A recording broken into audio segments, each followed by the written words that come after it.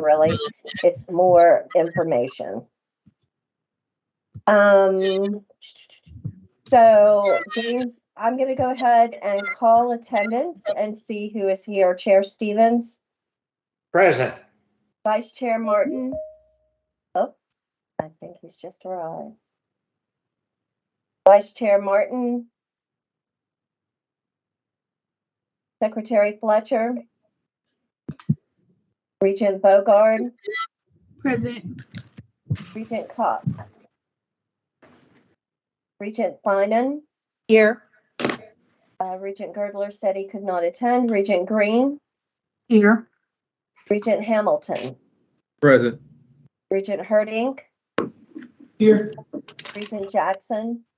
Here. Regent Rabinowitz. Regent Smith. And Regent Witten. Here.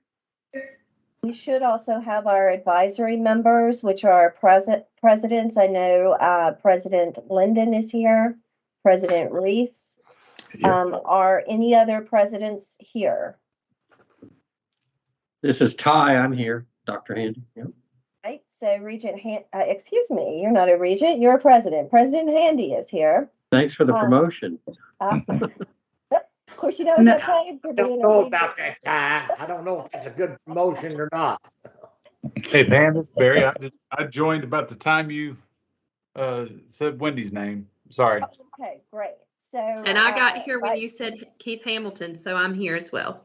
Okay, perfect. So Vice Chair Martin and Secretary Fletcher are here. We do have a quorum, and I would like to note that as liaison to the ROC, Chancellor Williams is here, and it looks like President Figueroa is here. So we do have a quorum, but as I said, we likely will make no decisions today, so we can proceed, Chair Stevens. All right, next item on the agenda, if you'll post that, Hannah.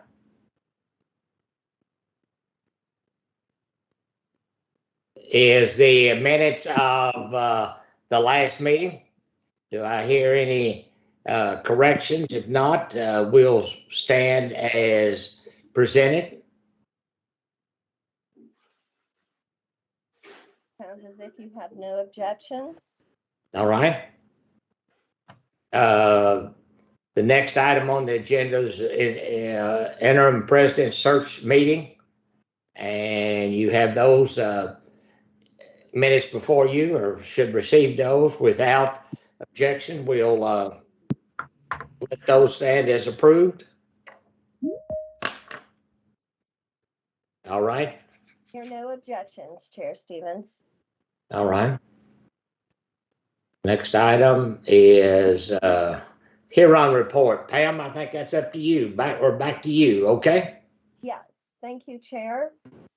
We do have our Huron League team members here, and I am just going to go ahead and say that we had a really good weekly check-in today. They are presenting opportunities, and I'm going to let them take it away at this point. All right. Thank you, Pam. Good afternoon, everyone. Thank you for having us. Hopefully you can see my screen here. All right.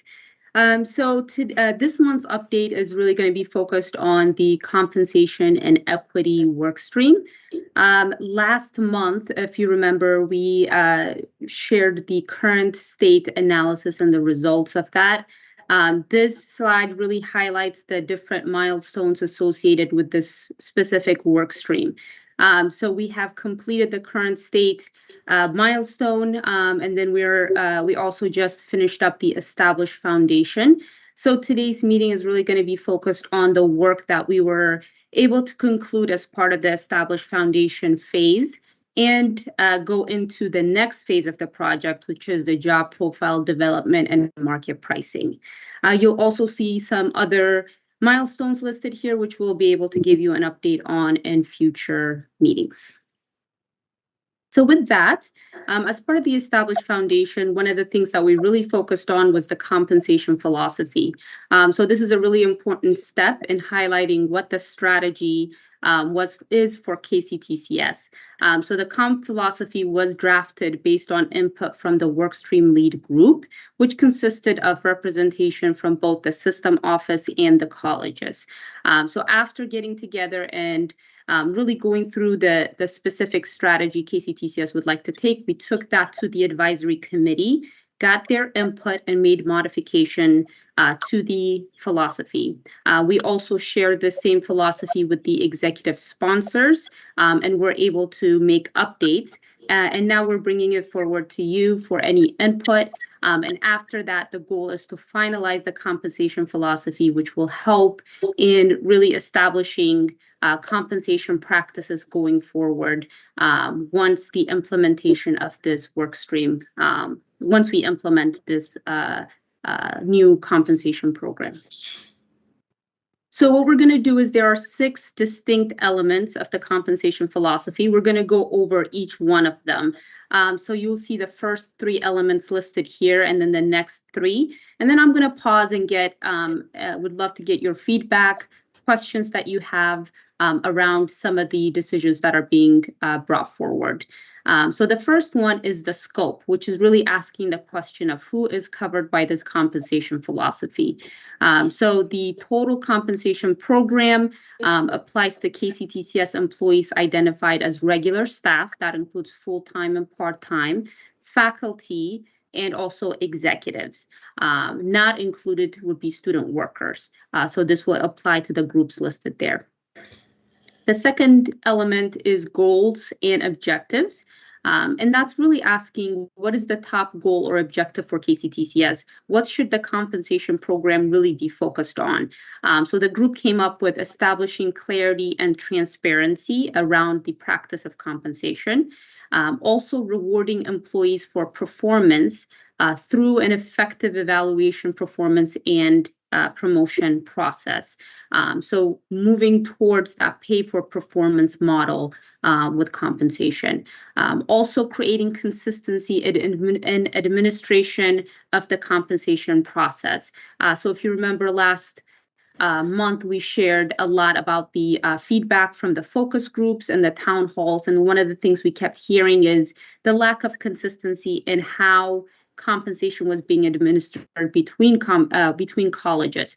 So in this compensation philosophy, you will see that's one of the things that's highlighted, and that's creating the consistency, not necessarily meaning equal pay across the board, but really consistency in how that's being administered, how pay is being administered at the institution. Also, another thing we heard was growth and development and career path. So that's also been incorporated as part of the compensation philosophy to enable internal growth and development for employees. And then the third program element is, what are the primary elements of the compensation program? So what does it consist of? So it includes base pay, supplemental pay, which includes overtime, overload, shift differentials, weekend, holiday, and essential services. Also introducing recognition bonuses. So for those who are able to go above and beyond, ways to have another lever to reward them for their performance. Again, tying into that goal and objective of being able to go towards that pay for performance model. There are also additional total rewards elements to consider as part of this compensation philosophy. So that includes benefits, tuition reimbursement, paid leave, and flexibility around work that exists at KCTCS. So then the next 3 elements, and then I'll pause for comments and questions as well as feedback. So the 4th element is labor market definition. That's really getting at who does KCTCS compete with for talent. So the group was able to segment employees in 3. The first one is faculty. So for faculty, really targeting higher education industry with a focus on regional data and academic peers. So there will be a custom academic peer group, and we'll look at that in both 2-year and 4-year institutions. This was specific feedback from the PLT. So we'll be able to present that information in 2 different ways to really identify the appropriate peer group for the institution. Staff employee segmentation really depends on the assigned job family being the broad grouping of occupational disciplines. So if we're focusing on academic jobs, that includes like student services, for example. The data cut we'll use will be higher education industry with a focus on regional data, and again, also leveraging the academic peers. But for general industry jobs, so jobs that reside in the HR, legal, finance, families, using a blend of higher education and general industry with a focus on local data for operational career paths. Those are custodial services, administrative assistant type of support roles, and then a regional data cut for the professional and managerial career path. So being able to segment even further within staff. And then the last one is executive, so focusing on higher education and general industry with a focus on national data, mostly because of, again, where talent is being drawn from, so having a broader scope for executives. When it comes to market positioning, which is the fifth element, what strategy does KCTCS want to implement regarding market positioning or how they want to compete for talent? And that is really focusing on the overall total rewards package, knowing compensation is only one element of the compensation or of the total rewards package, really leaning heavily on the competitive benefits and retirement, which we saw as part of the study or the current state analysis we did when starting off this engagement. So a focus more on the total rewards package more than just base pay. And last is salary administration. So how often should the compensation program be reviewed? So keyword here is reviewed. So on an annual basis, making sure that the job profiles that we'll talk about here shortly, high-level description of job responsibilities are accurate and up to date. Also, written administrative policies and procedures are reviewed on an annual basis, as well as active administration of programs. So again, leaning towards the sustainability of what we're creating here as part of this engagement. So I'll pause right there and see what questions, comments, anything surprising from the compensation philosophy that's been drafted by the group.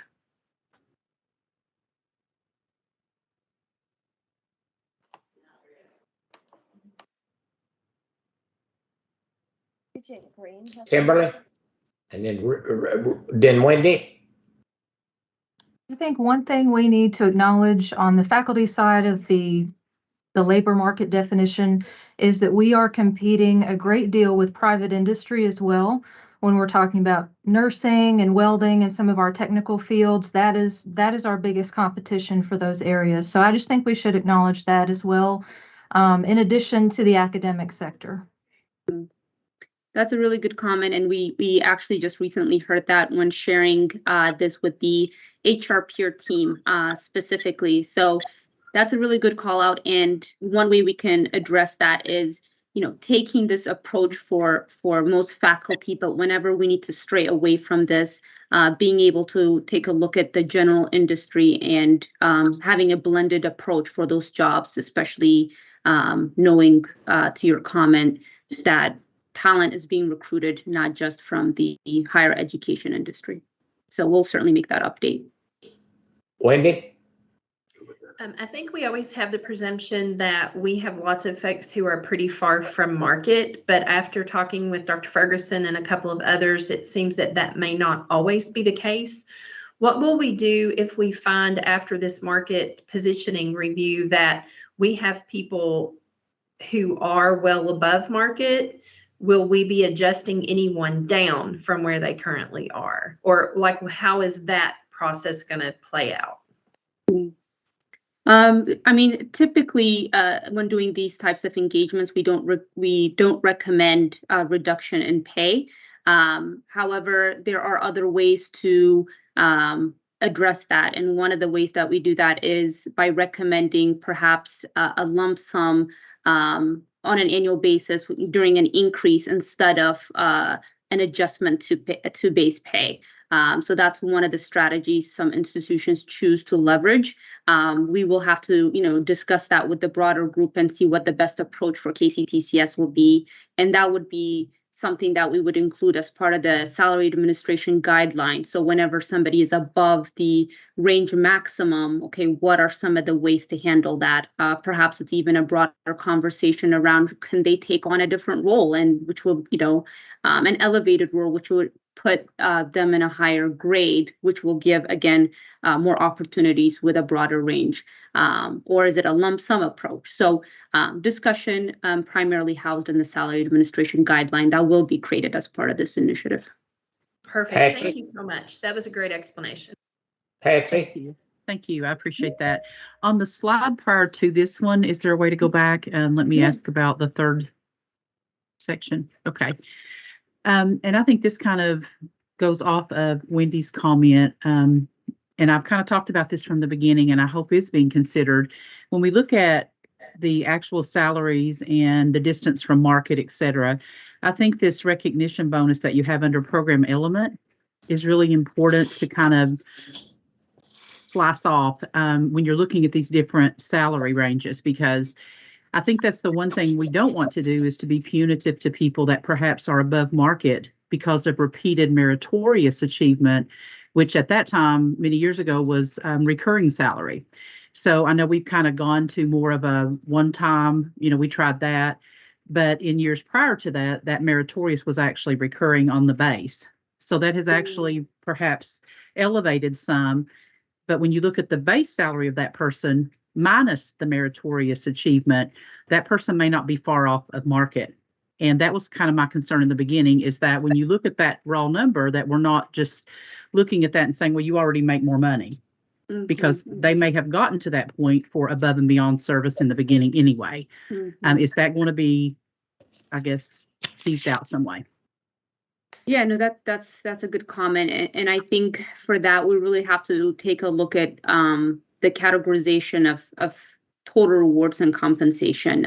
So taking a look at base pay and those that are earning overloads over time, and seeing again the overall strategy of what would be appropriate. And I think the goals, and I believe it's in the second slide, when we're thinking about market positioning and looking at the overall total rewards package, it's really important to see which one should be a focus area for KCTCS. So we will be reviewing those in different buckets, specifically around overloads. So to your comment around leveraging recognition bonuses, we'll be able to take a look at that, but primarily the how strategically the market positioning will be focused on base pay. But we can certainly take a look at best ways to incorporate some of the other aspects. Pam? Yes, in my temporary role right now, Heather Humphreys has been talking a lot with the Huron leads and also with her compensation team. And Calcadon has hit the nail on the head with, we would not be punitive to those people who are over market. We would kind of red circle them and then be able to level off by applying lump sums, etc. So none of this should, to any of our employees, be considered punitive.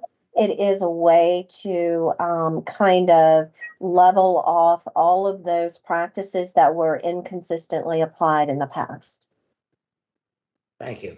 I have a question in reference to the guidelines and the information that will be presented for the board to take action on in the future.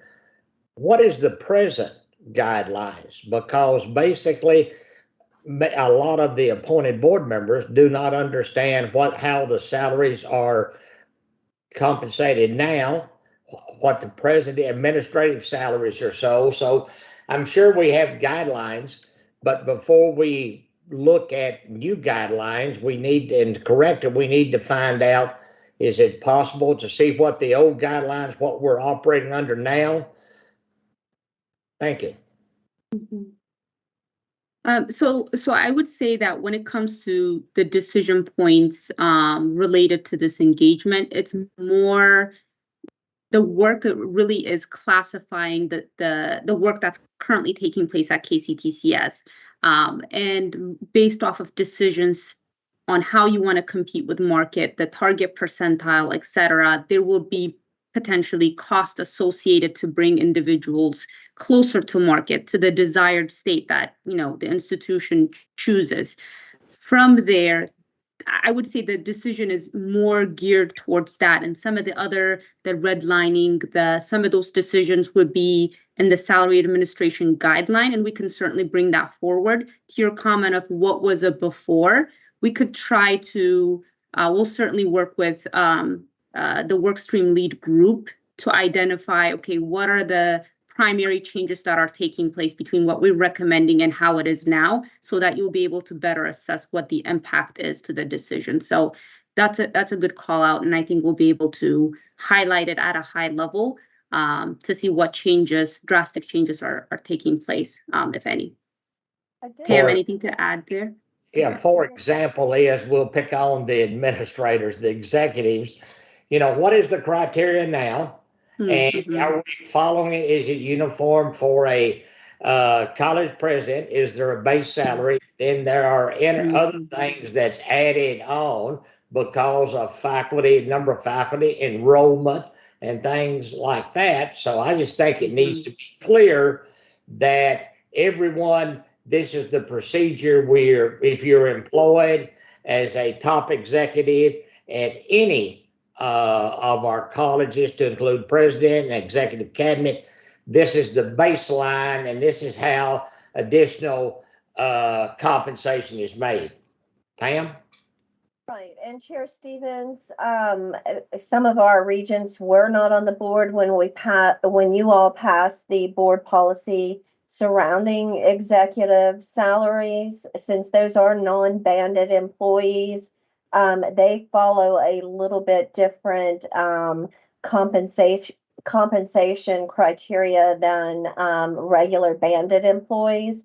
So we will go over all of that. But additionally, while Huron will be providing class and comp information, the other part of it is to look at this compensation philosophy and our overarching compensation policy. So that will all be included when we have discussions, but they will be providing these kind of more roadmaps for how you might get to where you as a board want and need the institution to be. Thank you, ma'am. Any other questions before we go on to the next slide?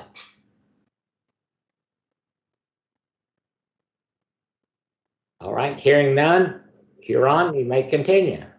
All right, thank you so much. Great feedback. We'll certainly be able to incorporate that and finalize the compensation philosophy to be implemented at the appropriate time for KCTCS. The other thing that we focused on as part of the Establish the Foundation is a job classification framework for staff specifically. So the workstream lead group they were able to take a look at the families and subfamilies that we would typically propose, and based on the work that's performed specifically at KCTCS, we were able to identify job profiles. So job profiles at a high level describe the responsibility of the work or job that takes place at an institution. So as part of that activity, the group was able to identify a total of 13 job families. So that is a broad grouping of occupational disciplines like finance, marketing, communications, IT, and so forth.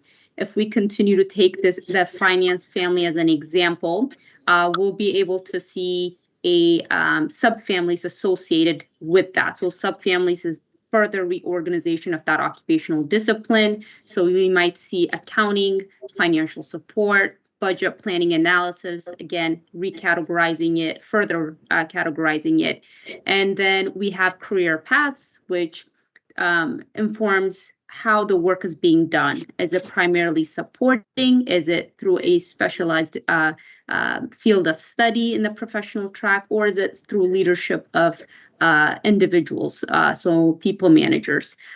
From there, we were able to identify a total of 248 approximately career levels. And again, that is the level associated with that specific discipline. So again, following this example, we will have a job profile called Manager of Accounting, and that would be housed under the finance family, the accounting subfamily, and the managerial career path. So this is a way to organize the jobs that currently exist at KCTCS, and after the conclusion of this engagement, we'll be able to have specific responsibilities tied to each job profile. So we'll be creating an approximately 250 job profiles. Again, the job profile development phase is definitely an iterative process. So additions, modifications will continue to be made based on the needs that arise. So with this activity, that concluded the second phase of this engagement. And going to the third phase, that's the job profile development. So that is the third milestone you saw in the first slide. So what we're going to do is create specific job profiles for all of the identified levels. And again, this is going to be a collaborative and iterative approach between Huron and KCTCS subject matter experts. So how we're going to start off this process is by creating or drafting job profiles for all identified jobs based on readily available information on the institution. Then KCTCS will select subject matter experts, which have already been selected as of the end of last week. We're going to be leveraging the HR leaders at each college to review the drafted job profiles by job family. We will train all subject matter experts on the process and approach. Training is scheduled for next week. And after that, job profiles will be delivered to the subject matter experts, and they will be reviewing and providing feedback directly in the workbook that we will provide. Based off of their feedback, we'll finalize job profiles, and that will have, again, very custom, consistent job profiles across the institution. Again, when we're referring to a title, we can now be sure that the responsibilities performed will be consistent from one college to another. So again, getting to that initial feedback that we got around consistency and job responsibilities and titles. So this gives you an idea of the timeline. Training is next week. Subject matter experts will have approximately 5 weeks to review 250 job profiles or so, and then we'll be able to get together and make modifications based on their feedback to have a list of job profiles that are very customized to KCTCS and the work that's being done there. So next steps, I know we're approaching time. We will finalize the compensation philosophy based off of the feedback that we received today. Thank you for that. We will also. Excuse me.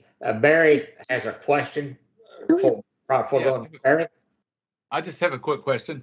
How many do you think that we could realistically get down to as far as classifications across the board? So classifications, the number of job profiles, you mean, or I'm sorry, I don't understand. Well, you've got 248 career levels. Correct. Yes. So that is the proposed career levels that we will implement as part of this engagement. So what the group, let me back up and say the group was able to look at the work that currently exists. So we have many different titles currently at KCTCS. And so they were able to take a look at the responsibilities and say, okay, for jobs related to finance and accounting, managerial, we're going to have approximately 10 jobs related to that. And then for marketing communications, under media specialists, for example, there may be 5 or 6 specific jobs. So a combination of all of that is that 248. So we'll be creating job profiles specifically for all the identified levels. And then from there, we'll be able to take existing positions and map them to one of these job profiles. Does that help clarify or answer the question? It does. I guess so. You're thinking you're going to have 248 different job classification. So in that job classification, there may be an M1 through M5 for somebody in finance at a accounting position, but you might have 5 different levels in that accounting position. In that accounting position, currently, it's actually 2 levels in the managerial band. This graphic is really showing the possibility of having up to 5 levels in the managerial band for accounting. So the structure is in place, but then the work that actually takes place at KCTCS may be different. So there may be a manager and a director level.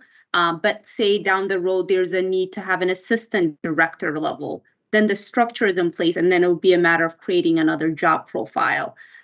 So this structure applies to all disciplines, and then the actual job profiles associated with a given subfamily varies based off of the work that exists at the institution. Okay. Wendy, you had a question? I just feel like 248 is excessive. A lot of job profiles for the work that exists at KCTCS? That's a whole lot of job profiles, I think. Maybe I'm wrong, but I just feel like that is a lot of career levels. Yeah, and I will say these are career levels across all disciplines.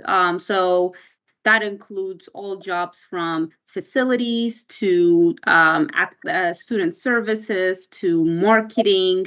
And we would typically see job profiles anywhere from 250 to 800, depending on the size of the institution. So not too surprised by the number of levels that the group was able to come up with. But again, I think once the next step of this exercise is after creating and developing these job profiles and having it be vetted, we're going to take all the positions that are filled by employees and start mapping them to the job profiles. There could be job profiles that are not used, and that's okay because that could be used as a career path opportunity. Nobody might be in them, but they might go from an accountant and we might have a vacant job profile that's a senior accountant. So with the different level of complexity, autonomy that employees will be able to look at and say, okay, this is what I need to get to that next level. And there's a job profile that exists for them to make that move. So it's also an opportunity for career pathing here. Thank you for that explanation. That makes a lot more sense. Okay, I feel better about it. Thank you. Sure. Dr. Reese, you had a question? Yeah, I just want to, if I can, dial back to the compensation philosophy, just with a quick question, right? At the college level, with the whole conversation around compensation, it strikes me that there's 3 key areas of feedback that we usually get, which are, merit across the board, compression. So I'm just wondering, as part of the philosophy, will it be addressing, some of those factors? And I would also add, just from my perspective, I think often neglected is years of service. An employee does great work. How is that factored in? Because as I listened to what Regent Jackson mentioned earlier about the merit piece, which I think is also important, because if we just continue to do basically, again, across the boards as an example, I'm not sure it gets us there, but if I'm making sense, and maybe Ty and others could help me out on that. No, that's really good feedback, and I think that's one of the main points that was discussed as part of the pay for performance piece and why that was included. The group really felt that it was important to compensate individuals that were performing at a high level and incorporate that as part of the compensation philosophy. To the point brought around compression, that really we would typically see that more in the salary administration guideline that will be proposed at an institution. And that is, okay, when there's a new hire, what part of the range should they really be? What part of the range should the institution target for a new hire with X amount of experience? For those that have been serving at the institution for a long time and are top performers, so that component is also tied in, where should they be at that, second quartile, third quartile, fourth quartile, and truly leveraging the pay range appropriately based off of these different factors, not just performance, but years of service, education level, and taking those into account. So I would say, really good point, and something that we will be focusing on when we're developing the the salary administration guideline. Joe? I have questions about the subject matter experts. Are those KCTCS employees? Yes, yep. So they are the HR leaders at each of the 16 colleges, and then the system office as well. So they will be reviewing all of the drafted job profiles and ensuring that specific jobs at their college is represented. So we are making sure that this is a review process that is inclusive of all colleges and the system office. Now, normally when I think of subject matter experts, nothing against HR, but it's not always HR as the expert in IT or the expert in marketing. They might have that their knowledge base of the profiles they already have. But is there any concern about not having thought from not real, but subject matter experts in those families? No, that's a really good point. I'm glad you brought that up. As part of the training, one of the things that we're going to be training our HR leaders on is best way to reach out to individuals at their colleges. So when we do this at other institutions, some choose to incorporate other subject matter experts in the industry or at their units to be able to give feedback. And the HR leaders are well aware that they will be reaching out to specific individuals, especially in the IT and the marketing communication space. And for legal, we're also taking a slight approach where we have specific subject matter experts directly in that unit or in that discipline. So definitely good point, and that's part of the training. Keith, you had a question? Yeah, quick one. So with so many metrics within a particular group of the ability to earn more pay, meaning years of service, performance, loyalty, the like, what happens if there's a manager who has a person right below them that sort of begins to creep into the same salary range? Do you then look at that person as a promotion so that you don't have a manager making less than a subordinate because of their time of service, performance, and the like? So how do you sort of deal with that issue in this model? Yeah, so I think having the framework that we have here will really help us in being able to easily identify situations or scenarios like that. So each job profile, so I'll take accounting as an example, M2 manager of accounting, there may be a P3, which is an individual contributor, so that professional third level that will be reporting to the manager.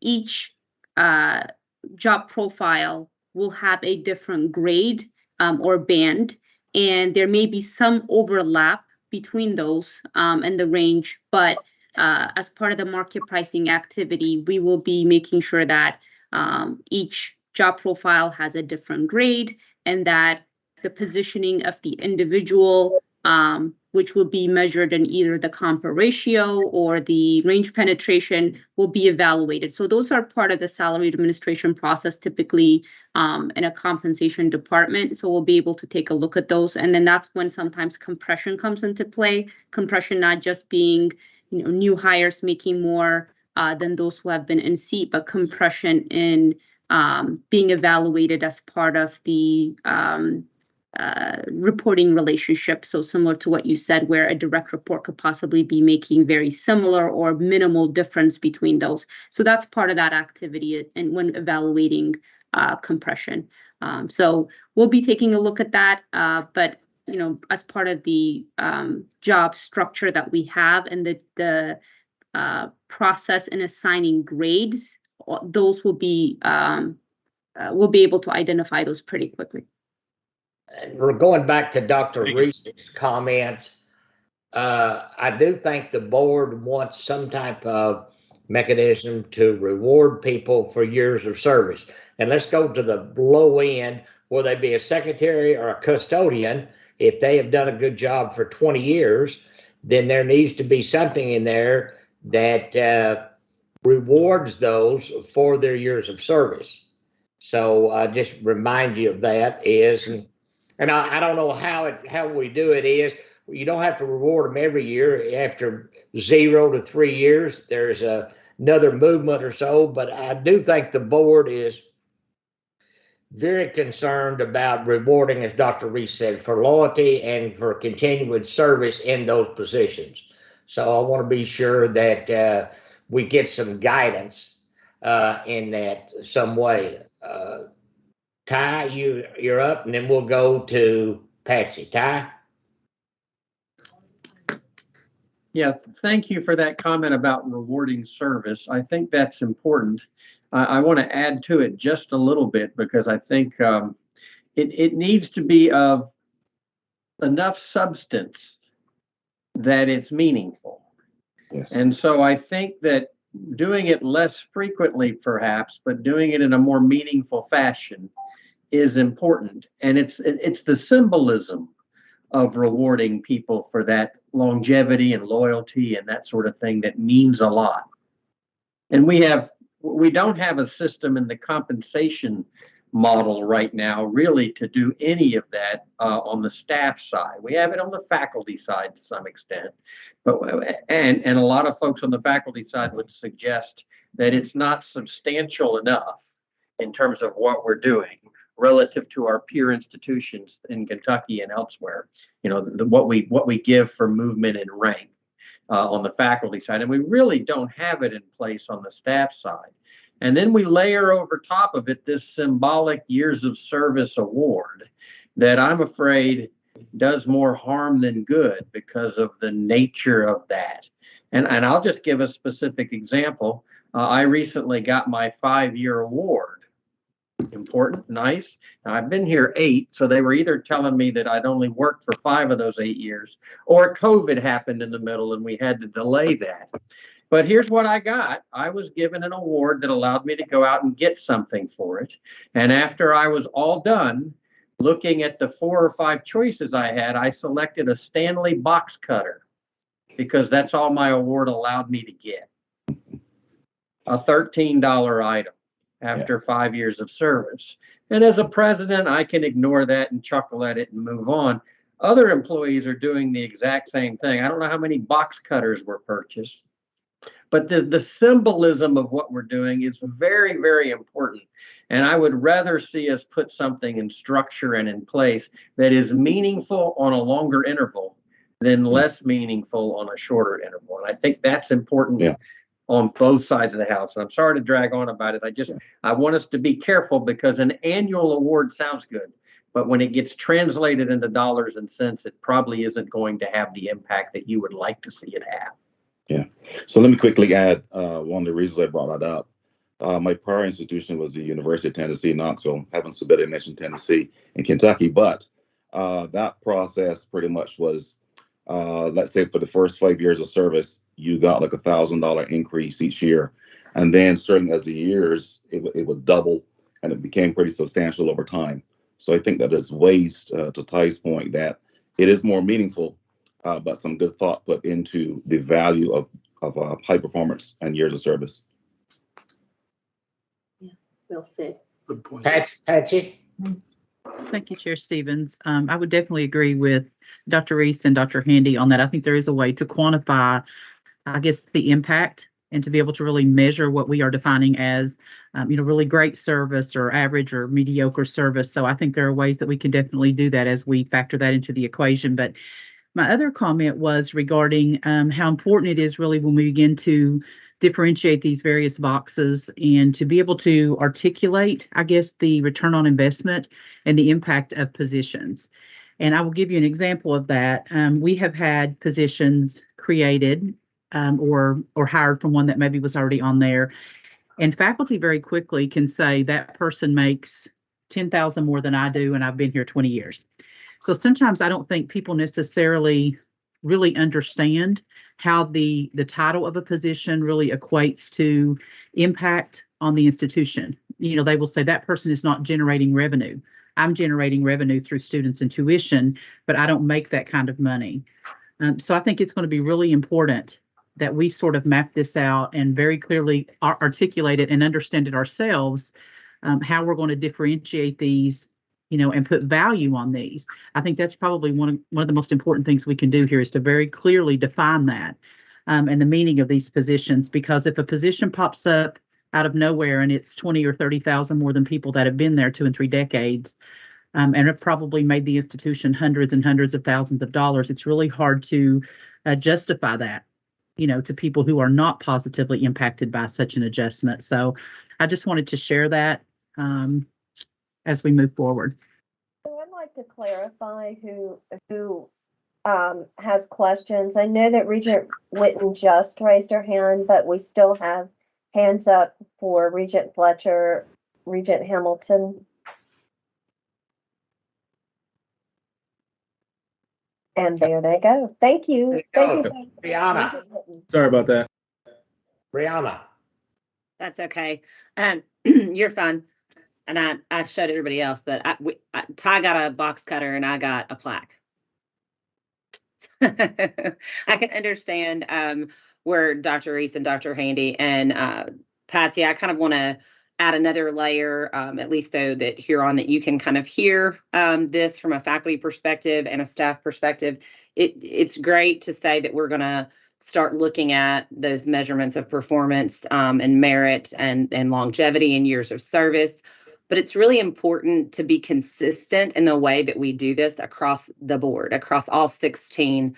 Having been chair of faculty promotions at the system level, when I get all those portfolios from those professors or associate professors that we're reviewing to grant their tenure or to grant their next level, the instrument that is used to judge them, it's 16 different ways. It's not a consistent instrument used in evaluation. So, I know the one we use at Maysville, and I'm looking at and I'm looking at all these other ones going, oh, wow, that's a great idea. And that's a great idea, but they all look different.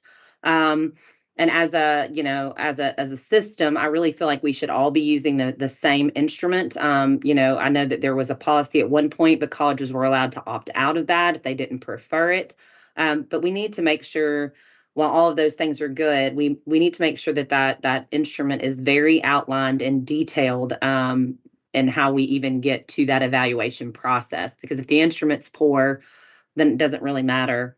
The rest of it doesn't really matter. We can count somebody's years of service, but how are we measuring an EE rating for a faculty member versus an EE rating for a staff member? Are they the same measurements? Are they not the same measurements, but are they the same instrument? We all know about the PPE. If you're actually an employee, the performance planning and evaluation, where you say, here's what I think I'm going to do. Here's what I actually did. And you give you break it down into the 5 categories, but we all use a different instrument. And then we all all the colleges evaluate that differently. Sometimes it's the division chair, if it's on a faculty side, that evaluates the people within their division. And then on the staff side, it might be the supervisor, which of course makes sense. But then, politics and all those things play into it as well. And then you have a committee that may not even get them out of the building to go up for tenure or promotion on the faculty side to the system level. So I just think the consistency of the instrument would help a lot because right now we are not using the same instrument across the board. That's a really great point. And I think it really showcases how integrated all the different parts of HR are. And so how some of the other areas within HR really affect this engagement and this compensation and equity study. So yeah, a lot of opportunities there that we'll be taking a look at. Okay, go ahead, Huron. You've got the next item. All right, and we're on the last slide, actually. So just as next steps, we will be finalizing this compensation philosophy. A lot of great points that we have good notes on, so we'll be able to take that back to the team and make the appropriate revisions to finalize. We'll also next steps will be training, like I mentioned, subject matter experts to validate the standard job profiles that we will write, but we'll be customizing for KCTCS.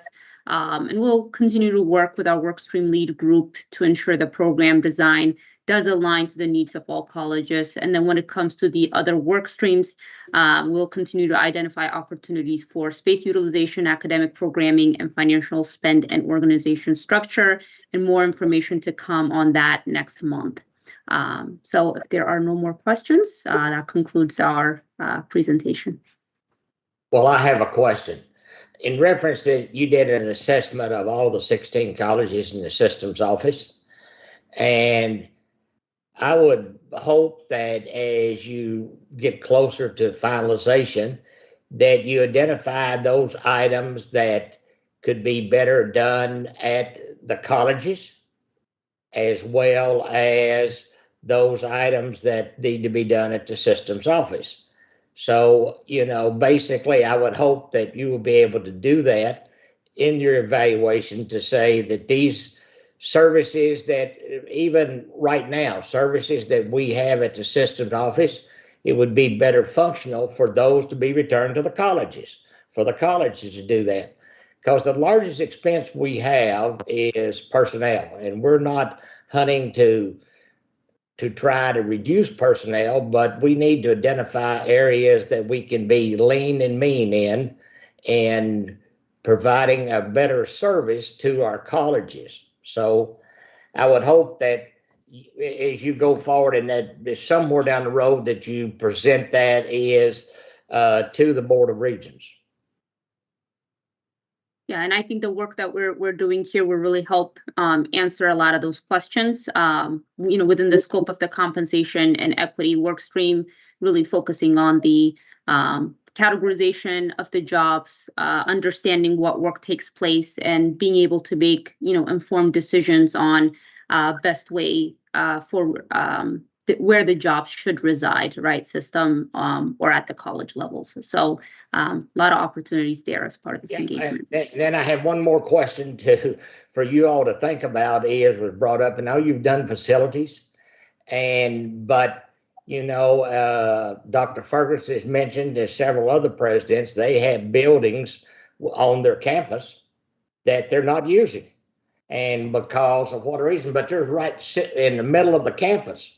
So basically, maybe some thoughts and ideas of you have a building set in the middle of your campus, and what are you going to do with it? And I would hope that you would, we'd have some information from the facility people. If you keep this building open, it's going to cost you X number of dollars. And so how are you going to solve that problem? So I throw that out to you all. And I know that each of the colleges have different buildings on their campus that they're not using.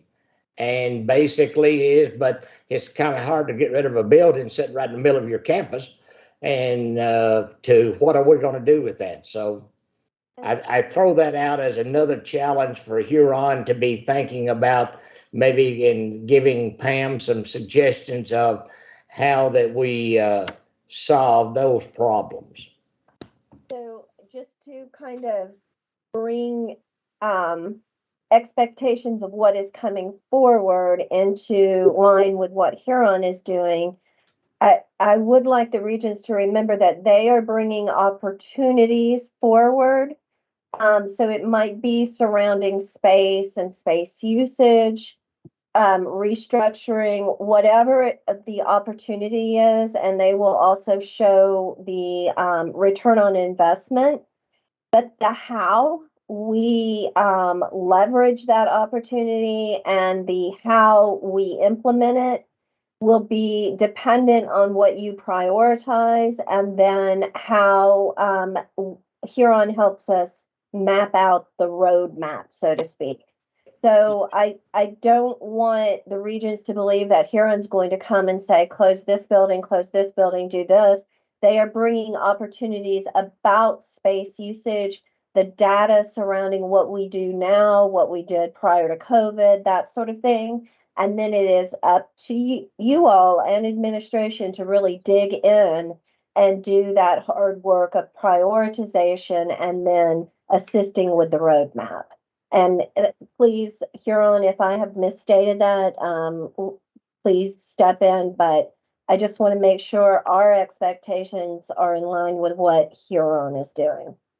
Yeah, no, that's perfect, Pam. Thank you so much for aligning that. That's exactly what we'll be providing. So it'll be a lot of information for you to have for decision making and for prioritization. But the tools will be there, the information will be there to move forward, to make those decisions and moving forward and what you think might be the best steps for KCTCS as a whole. So more to come. But yes, that's a perfect characterization. Thank you. Any other questions from Huron or for Pam? Chair, if you don't mind, really quick, and I'm making an assumption here, but I just kind of want to clarify. So when we get these reports back, I know the board's going to get a report, PLT will get, everybody will see different things. I'm just wondering, especially as far as compensation and equity, will each college then be receiving an individualized report based on the employees already existing and what they have? It'll be broken down, correct? For each institution? Yes. Okay. For the compensation piece of it, any possible cost associated or recommendations will be broken up. So there will be a larger report, but be able to differentiate that by college. Yeah. Okay, great. Thank you. Any other questions?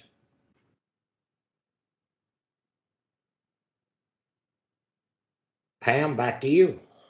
All right. I think, Huron, thank you very much for being here. We appreciate all the work you're doing. And if anything comes up between now and our next check-in, I will send it forward. Thank you. Thank you. Bye, everybody. Thank you so much for your time. All right, Pam, we're going to stay on the line, right? Yes. We are not going into closed session. Stay on the line. And I think Hannah will be taking this one.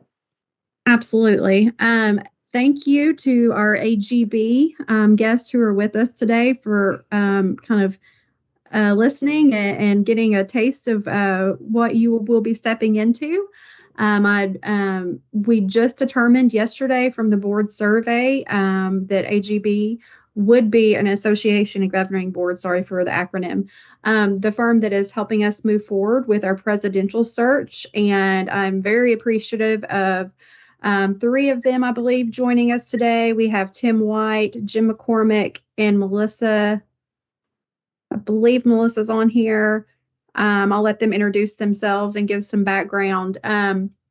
But they were able to hop on today at a moment's notice and say that they would come and speak to you all briefly about expectations, a timeline, answer any kind of initial questions you have before we really take next steps to find our next president. So with that, I will turn it over to AGB.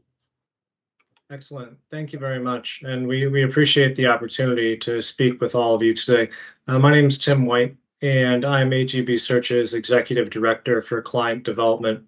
And so I work with a team of colleagues here that tries to get a good understanding of who the needs of our prospective institutions, the colleges and universities that we work with. And I had the pleasure of developing a proposal with my team to respond to the RFP that allowed us to have the privilege to become a qualified vendor for KCTCS. And I'm also joined by Dr. Melissa Trotta, who's our Associate Managing Principal, and Dr. Jim McCormick. He is a Senior Executive Search Consultant with the firm and is one of the two consultants that we are proposing to work on this search. So thankfully he's able to join us. But I'd like to turn it over to Melissa to give an introduction. Great. Thank you so much, Tim, and thank you to all of you for having us this afternoon, and also for the confidence that you've placed in us by identifying us as your search partner.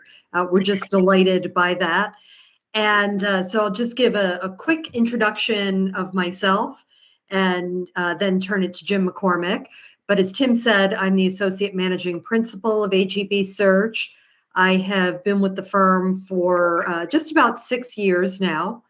And prior to that, spent a couple of years at another higher education focused search firm. And before that, spent 25 years on college and university campuses in a variety of roles, both enrollment related and program management and strategic planning. And so that work on college and university campuses really informs how I think about the search work that our firm does. AGB Search is an affiliate of the Association of Governing Boards, or AGB, and we as a firm have been around for a dozen years and have done over 1,100 executive searches, but our parent association, AGB, has been around for over 100 years and really thinking about best practices in governance, working with trustees on good governance. And in fact, the Association of Governing Boards just had their national conference on trusteeship out in San Diego just about, I guess a week and a half or so ago. So we are rooted in those principles of good governance. That's how we think about our work in identifying leadership and thinking about succession that benefits systems and institutions. And so you will hear lots more detail about that. But let me turn it over to my colleague, Dr. Jim McCormick, who, as Tim said, is a senior executive search consultant with AGB Search, has been with the firm pretty much since the beginning and would be one of your lead consultants. So Jim, over to you. I'm here. I hope someone might permit me to get in visually. Can you hear me at least? We can. Okay, I'll do that. Yes. Well, thank you very much for the opportunity for us to be considered to assist you with this important search. My background is early years in the public schools, training to be a principal and a school superintendent. And I served as a teacher and a principal and assistant superintendent for a short while, and then joined the public system of Pennsylvania, Shippensburg State, where I worked through to be a full professor and a dean and the vice president for finance, and went on to Bloomsburg State University in the system to be the president for 10 years. Then was asked to serve the system, the 14 of them, which had about 120,000 students. And I served that area for a number of years, and 45 years in Pennsylvania. Then went on to serve the Minnesota State College and University system, which was made up of 34 community and technical colleges and 7 ASCU institutions. And so I've had a lot of experience with community colleges, with systems, and also looking at it from the president's and the professor's point of view. And then I was invited to join AGB Search 11 years ago. And my very, very capable associate, another senior executive search, Janice Fitzgerald, we've been privileged to help with 75 searches over the 11-year period. And they've been, all but one have been public. We've done community colleges, state universities, the land grants, and several of the presidents for the American Association of Universities, like University of Iowa and Iowa State. But so we're very pleased to be able to assist, and I know there are a lot of questions that have been tipped off at that, and we would really like to address those. Thank you.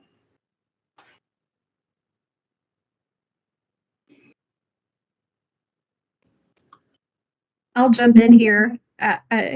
I know the Regents probably do have some questions, but I'll kick us off with one that I know our chair is definitely interested in. How long are you seeing? I know that you do these searches continuously now, rather than a certain time of year, so they're always ongoing. How long can we expect a search to last? Well, I think it's 4 months, 5 months to do it right. And would you want me just to talk a little bit about what happens on the search, or would that be another question? That'd be great. First of all, by the way, we're a team at AGB. So we have Melissa and Rod, we have Tim, and then our team, where we're working with you, would include Janice Fitzgerald and Brian Desmond, who's our researcher. So we believe the first and the most important thing to get started with is what we call pre-search. And we've had a great track record of success. And, we have an agreement, if it doesn't work out for the first year, we do it over. And so we've had to do one over. And so we think part of our success is that we spend an appropriate amount of time on pre-search. We would want to know everything we can know about your system. Back to when Paul Patton gave leadership and organized it. I've been following your system, by the way. Tom Lozelle, your first chancellor, is a good colleague of mine, and we watched the great work in Kentucky. So we need to listen. We need to listen to your constituents. You would advise us on which ones, whether we would listen to some legislators or not, that would be up to you. We need to listen to some community leaders, and students and faculty and staff.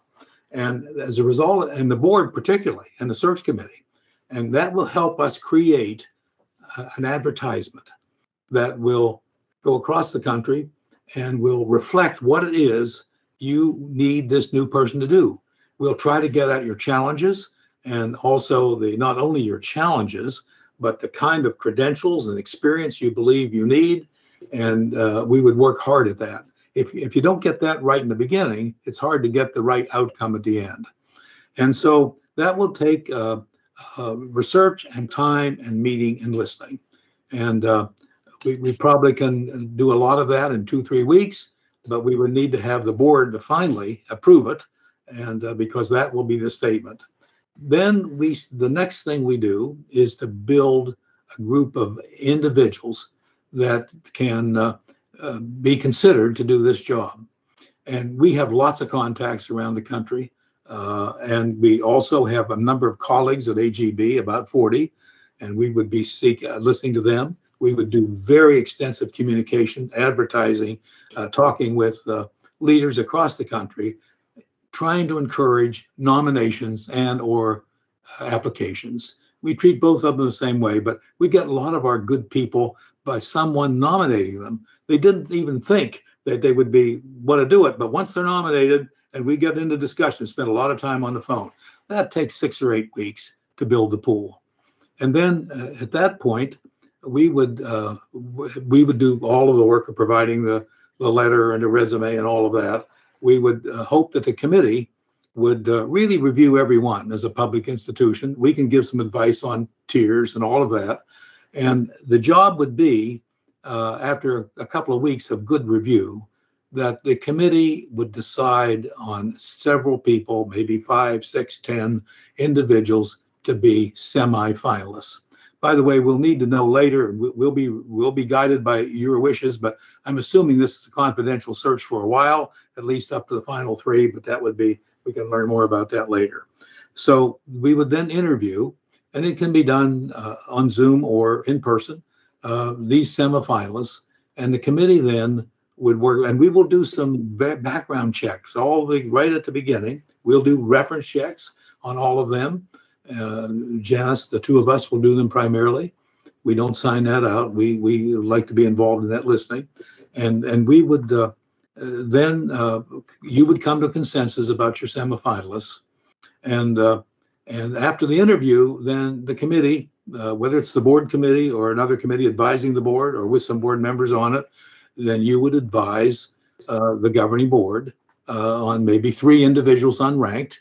We recommend that unranked because we don't think the committee recommendation should lock the board in on on any one, because first of all, one might drop out for some reason. Secondly, no one wants to be the second one. So we urge to keep a strong view toward keeping these unranked until the board then has the opportunity to interview them and then make a final decision.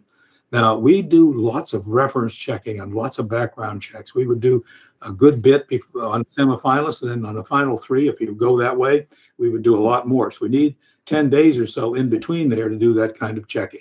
So when you add all that up, it's 4 or 5 months. And then just the last part, this is where I think AGB might be unique. It's worked for us. We are committed to working with you in helping a transition for the year. And we kind of want that to go well because we want that person to be successful. It's important to us, important to you, and that would be the final phase.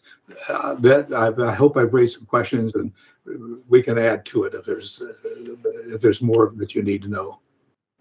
Yeah, I have a question in reference to the individuals. I think the board is interested. There was a lot of discussion at the last board meeting about the candidates, whether they have an educational background or a CEO background. And I think the board wants to entertain all of them. I mean, basically just not limit that to say you've got to be strictly in education. We're hunting for a strong leader. And I think I can speak on behalf of the board. So preferably, basically you have a lot of strong leaders in education at universities. But basically we also, the board feels like that they need to reach out in the private sector or the industrial sector for somebody that has those unique qualities. So I would emphasize that, and I would ask the board members if any of them, if that's not what the wishes of the board, to speak up. But I think that was the wishes of, we had at least 2 or 3 board members that spoke on that, is that they felt like that we needed to look very thorough and find the very best candidate for this position. Well, I think that's pretty consistent with our experience at AGB. I've looked over just briefly this, a couple hours ago, the board members, and we have a lot of expertise on there: health science, healthcare, and so on, hospital management, others, leaderships in communities. So when we listen, we should get a consensus of the kind of experience this person needs to have. And I believe it will be education experience will be important, but there could be hospital administration, there could be other things, there could be other kinds of leadership. It's leadership. It's the ability to really lead the institution. And then also we would want to be discussing the credentials that you think are important. And you often at this point, with this kind of a position, you will be faced with a question. Is a doctorate required, or an external, will an advanced degree be required or preferred? And often on these kinds of searches, we might say that this is the experience that we'd like to get, and maybe the terminal degree would be hoped for, but not required. And that would be very important to signal that other kinds of individuals can be considered for this position. We did a major search at one of the top universities in the country, and they required a PhD. And one candidate came along that was outstanding, but you couldn't change it then. So I think the idea of having maybe preferred but not required would be put the board in a position where your funnel is kept open until you narrow down. So we would find that a good practice. I'd like to ask any of the board members, Barry or Wendy, or any of them, to speak up and maybe give us some general ideas what we're looking for. So can I interrupt right now? I would like to caution that we might be getting a little bit ahead of ourselves, as I think we should focus on the process, and then when the board is developing the profile, AGB will be able to give advice on how that is developed. I think it's too soon right now to jump into that conversation until we have firmly had the AGB speaking to the board talking about profiles, all of that, talking about what policies we might have out there, and then going from there on next steps. So I would just caution that we should not get into that conversation right now and focus more on process. Thank you, ma'am. Joe, you had a question? Yeah, concerning the committee, the search committee, how are those members, or in your experience, how do you go about getting those members? What kind of members are you looking for that? Would you include board members in that, college presidents, that kind of stuff? Can you go into more detail on your experience with that? Yeah, we've seen all kinds of decisions, but that's primarily your decision to recommend and appoint. One of the first things we would need to do before we started listening is to have you pick your search committee. And the search committee often, and we have a chapter in that in the book that AGB's published, and it would be important to have faculty and students and staff, sometimes community, alumni, and board members. We have times when 2 or 3 board members will be on the committee, and so that would be reflected. But usually the chair Stevens, and all of you should pick your board members. Now, you have, I think, 15 or 16 board members. Would that be right? We usually recommend that the committee, we've worked with one very successfully that had 20, but usually 10 or 12, it's a lot of work and a lot of time, but the number that you would want to have would be up to you. And the important for the committee is to help them get the right person, but then that's a group that can help that person later be successful. So that would be, and I would turn to our principal, Melissa, to add to that. She's had a lot of experience. Yeah, thank you, Jim. Yeah, I think that's right. You want the committee to be large enough that it's representative, and people feel like their voices are represented there. So having a good number of trustees, faculty representation, administrators and staff. I think you have a student trustee that I heard earlier. So, having a student on the committee can be very helpful and is often welcomed by candidates. But you don't want the group to be so unwieldy that, you can't get a quorum at meetings and, it's impossible to get the work done in a timely manner. So yeah, it could be in the ballpark of 13 or 15 people. We like odd numbers just in case there is voting that needs to occur, although we tend to do more by consensus than by voting. But in case there is a tie, it's a way to keep things moving forward. And we could certainly help you think about that the composition of the committee. I guess I have compensation on the brain from the prior discussion. But we can help you with the composition of the committee if that's useful. But as Jim said, having a good number of trustees, because ultimately you will make the final decision. So you want to feel like you've had good input all the way through the process. And then the charge to that committee is usually something like, present 3 unranked candidates to the board for consideration. You may have different bylaws, but we usually see around 3 or 4 as finalists. And again, by being unranked, you have latitude to say, what, we really think candidate 2 is the ideal person, based on everything we've learned. So, but we would walk through all of that with you step by step. Because of your important technical and community college, you may have a graduate or a business leader from the outside community that would be willing to serve on this committee too, to bring that view to the table, although you have a lot of that on the board. I'll try to get with Hannah and Pam, and we'll try to get something together maybe in the next week or so and send to the board members and see if it's satisfactory with them.